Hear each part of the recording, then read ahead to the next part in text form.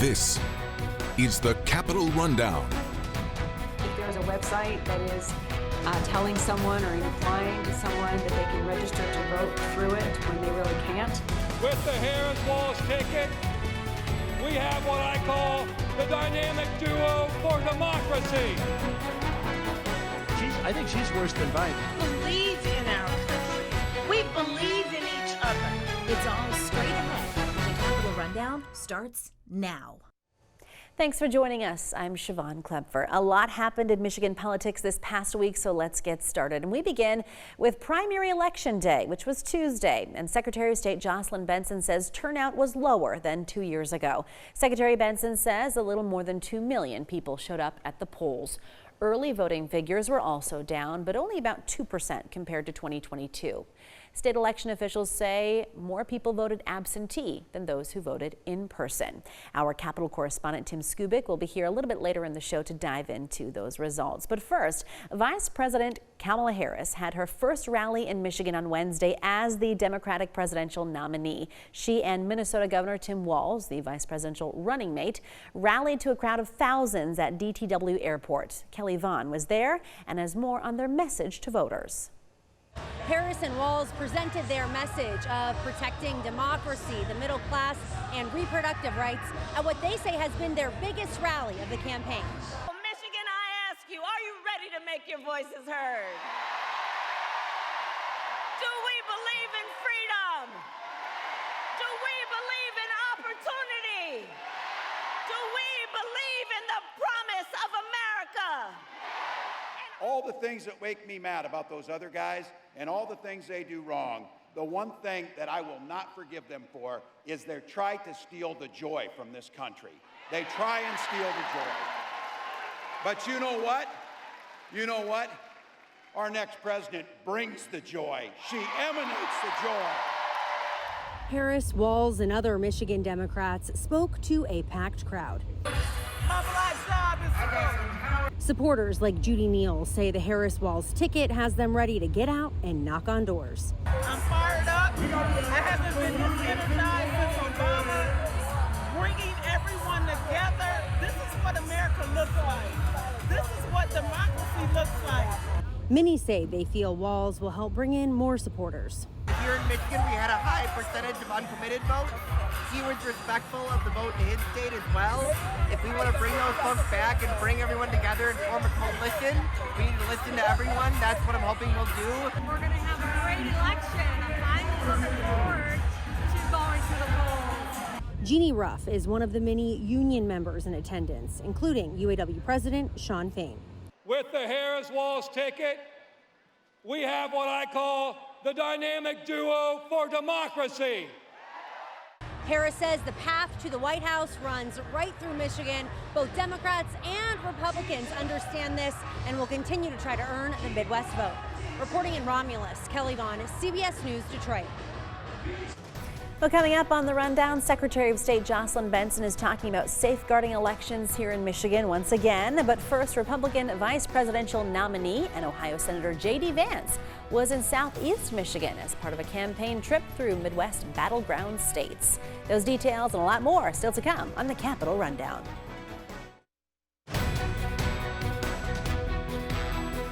Welcome back. Republican vice presidential nominee J.D. Vance was in Michigan on Wednesday and campaigned at a local police department in Shelby Township in Macomb County.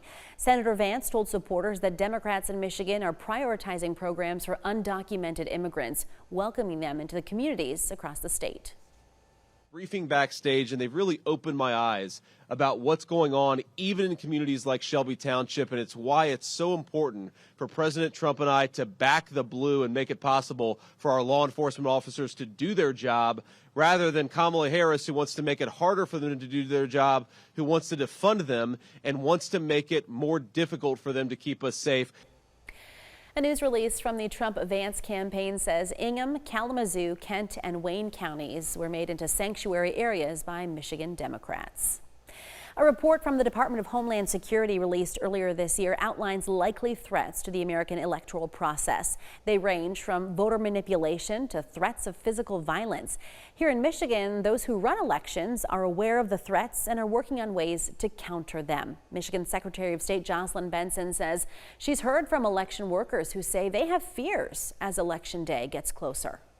In any time, it's a lot to make sure, particularly in high turnout elections like we've had these last several years, that we're continuing to make sure our processes run well. But when you add to that all of the new things in our democracy, from no reason absentee voting to election day registration to automatic voter registration to 9 days of early voting, all of which are great, all of which are voter-driven changes that we're ready to implement, it's still a lot. And then when you add to that the scrutiny that comes through misinformation and the proliferation of repetitive FOIA requests that many local offices are not necessarily ready for or able to quickly respond to, and the threats and harassment that can come from all of that, it's a lot. And so I understand if some folks say this is more than what I signed up for and certainly more than I'm getting paid to handle, and I'd like to go do something else.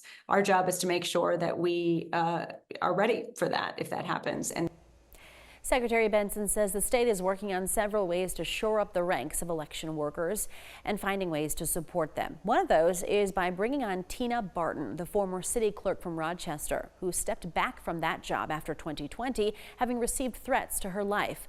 Barton now helps with training workers on how to respond to threats and works with local law enforcement. Secretary Benson says that especially after this summer, we're in an era of political violence, but she hopes both sides can act with civility in the future. We can't deny that the rancor, the noise of this moment is real and will likely again lead to an uptick in violent threats against the folks running our elections in this state. So I remain concerned. It's one of the reasons why we passed a bill this year and signed into law more protections, legal protections for clerks and election workers who are threatened when running elections. We'll be ready for what comes our way, but at the same time, it continues to be trying to see these everyday men and women continue under such threats and pressure, given the fact that they're simply trying to do their jobs and make elections work well for everyone. Well, coming up, we'll have more from our conversation with Secretary Benson, including why her office is now investigating billionaire Elon Musk. Keep it here.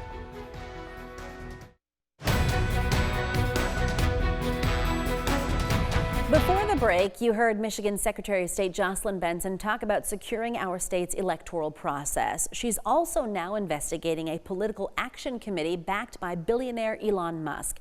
The Tesla and SpaceX owner says he created and helped fund America PAC, which supports former President Donald Trump's campaign.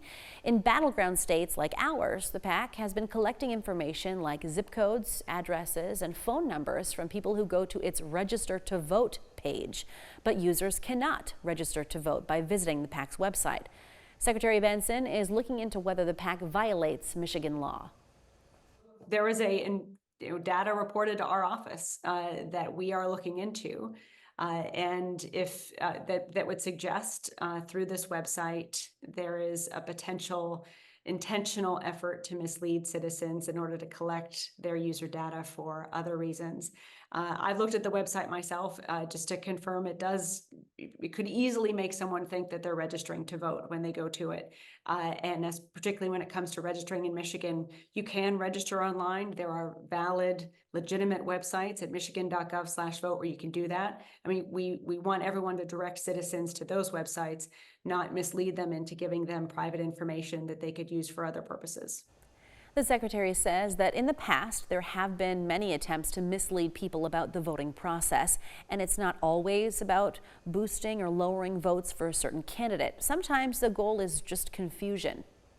They register to vote and they're not actually registered, then something's wrong or afoot with the state system.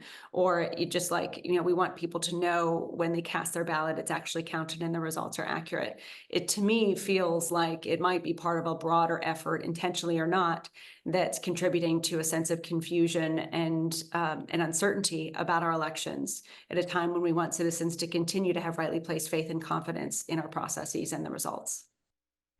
A statement from the Michigan Republican Party says Secretary Benson is on a wild goose chase and the investigation is an interference in Michigan elections. Coming up next year in the Capitol Rundown, former President Donald Trump held a press conference in Florida and went on the attack against his new opponent. But first, we're going to hear from our Capitol correspondent Tim Skubic for Tim's take on the latest in Michigan politics. Stay tuned.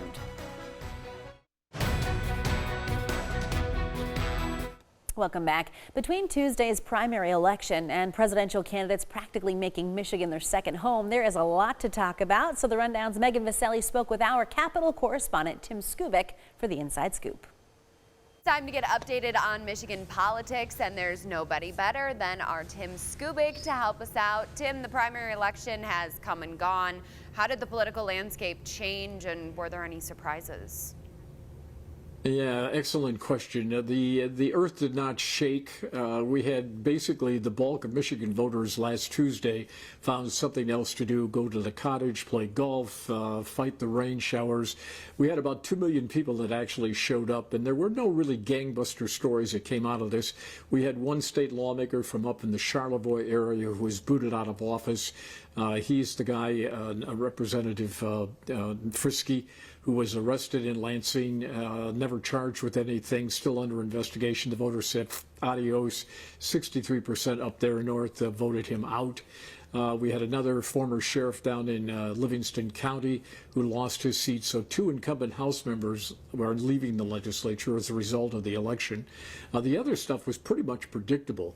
The Alyssa Slotkin versus Mike Rogers U.S. Senate race pretty much ordained. They were the 2 front runners in their respective parties from the parties from the get-go. Curtis Sertel against Tom Barrett, no surprise there. They were the only candidates.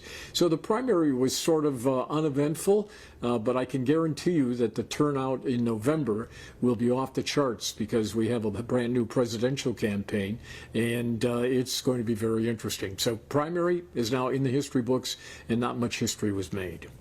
Now looking ahead to the November election, Michigan obviously is a battleground state in presidential politics. Both the Harris-Walz team and J.D. Vance have made stops here in our state this week. How did their rallies compare to each other's? Basically, the Democrats are geeked. They have a brand new lease on life. They were probably going in the tank if Joe Biden had stayed on the ticket. And now they have renewed energy, and they have big mo, as we say, big momentum. And the Donald Trump people are still trying to figure this thing out. Mr. Trump was so eager to get some face time that he actually held a news conference down at his joint in Florida, and he took 37 questions from reporters. And both he and Mr. Vance now have complained that Ms. Harris is not taking questions from reporters at all.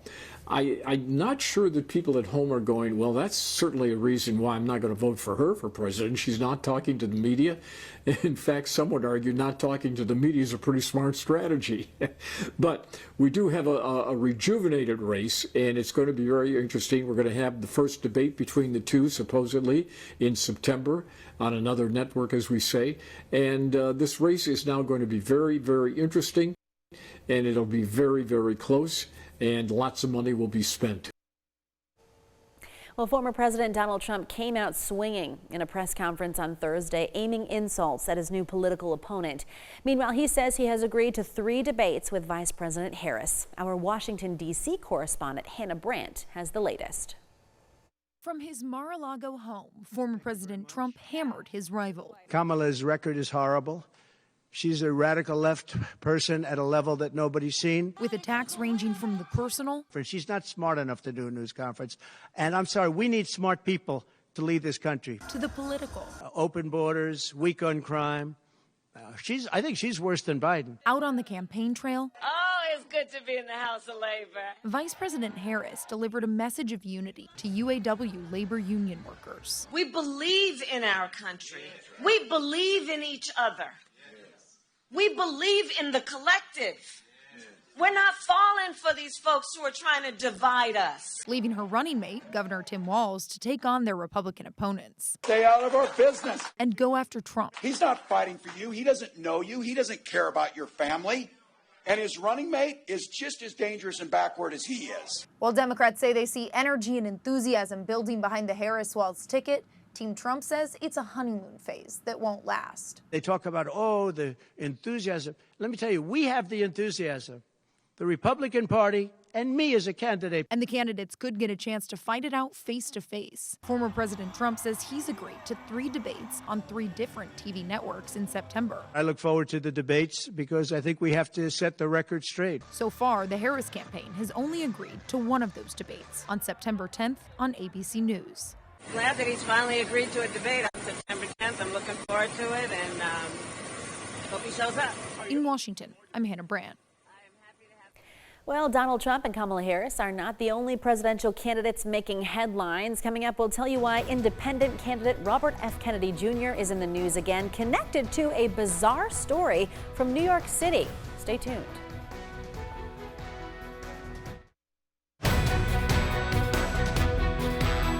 Welcome back. Independent presidential candidate Robert F. Kennedy Jr. said in a video posted online last week Sunday that he dumped a dead bear in New York City's Central Park a decade ago and staged it to look like the bear was hit by a bike. Kennedy said he was driving when a van in front of him hit a young bear and killed it.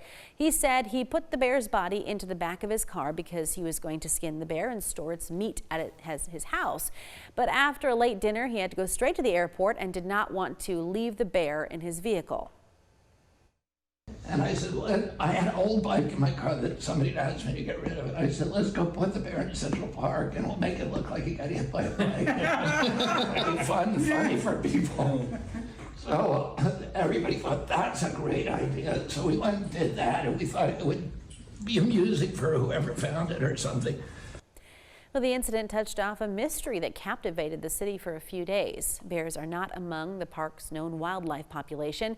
He said in the video the magazine The New Yorker asked him about the incident, and he was getting out ahead of that article.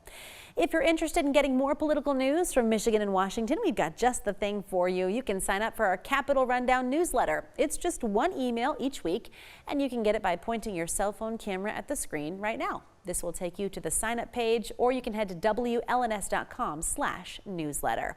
And that's our show for this week. Thanks for watching the Capitol Rundown. We will see you all again right here next week.